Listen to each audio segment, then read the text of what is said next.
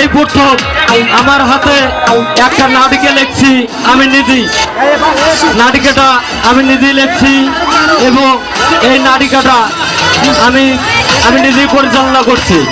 এরপরে আমাদের প্রধান আকর্ষণ নাটিকাতে অভিনয় করবে সুলতানার পুতুলিকে মানসিকভাবে প্রস্তুতি নেওয়ার জন্য আমি বিশেষভাবে আহ্বান করছি। সর্বশেষে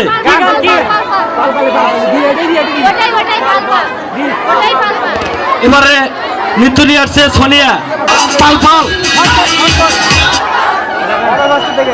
রেডি 1 2